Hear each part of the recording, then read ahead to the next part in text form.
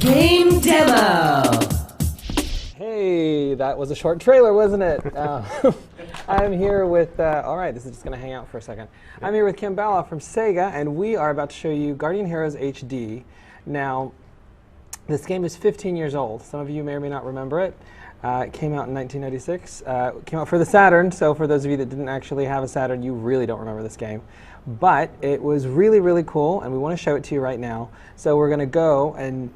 So what you're looking at right now is the actual game, and so what's happened is the game is... sorry, we're doing a couple things back here. So what you're looking at right now is the game without the visual upgrade. So included in the game that is going to come out, which we'll tell you about a little bit later, not the exact date, but the rough idea, is the original game as you see it right now. Now, as far as what we're looking at right now, Ken, why don't you talk to us about what you guys are doing with this game and why you guys had to bring it out?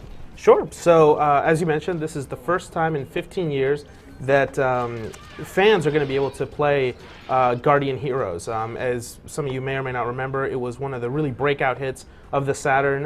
One of the big things about it was that it had multiple branching paths within the game. And as you're seeing here, this is the original Saturn mode. It's going to be included in the game from the start, so it's not an unlockable mode or anything. So if you want to see what it looked like within the Saturn itself, this is it right here. You can definitely take a look at the original sprites.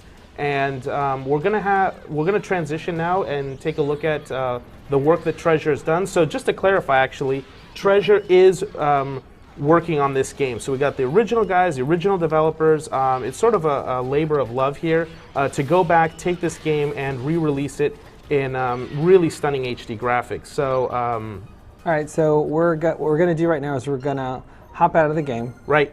And we're going to do the switch. And so for folks that don't know, this isn't 100% like a complete redo of the game. Correct. So we're basically taking the original sprites and modernizing them. As you can see here, these are some of the new renders that we did of the characters. So you'll be able to select between 5 different heroes, and we're going to go ahead and select Randy here. And basically take a look. As you see, we're playing the same area again to show you what the up-res look. All these have sort of been redone in high def, and then we've applied different kind of filters on them to smoothen out the graphics, make it really look good. Because we all know we're all playing on HD widescreen systems, so we definitely wanted to take advantage of that.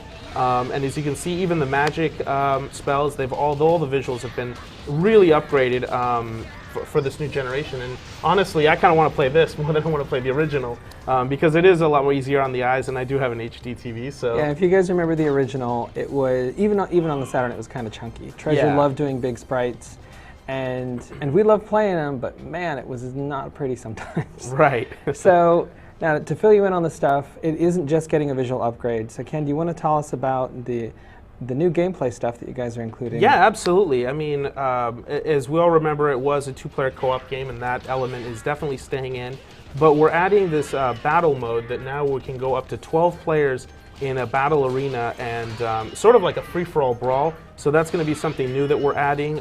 We've also kept and expanded a little bit the RPG elements. As you remember, that was one of the really great things that Guardian Heroes had. You used to be able to complete a level and then upgrade your character. So if Randy here, you were playing this particular character who's a wizard, you liked his spells, you could upgrade the spells themselves, or you could start upgrading his strength and his combat abilities if you've ended up by finding yourself maybe midway through the game that you really prefer that melee type of combat. You could definitely upgrade the character. So, it gives you an idea of how you can sort of alter the characters even though you picked a certain class at the beginning. And for Rabbit fans at home, if I remember right, that is Randy's pet rabbit that is hanging out with him. That is correct. Through the entire game, and it does attack enemies, and there is actually a special attack you can do with the rabbit, I believe, that hurts people. So. And it is on top of that one of the characters you can choose from in battle and versus mode. So you can play as that ninja bunny. This is true. So content-wise, there is this battle mode that Ken talked about where you can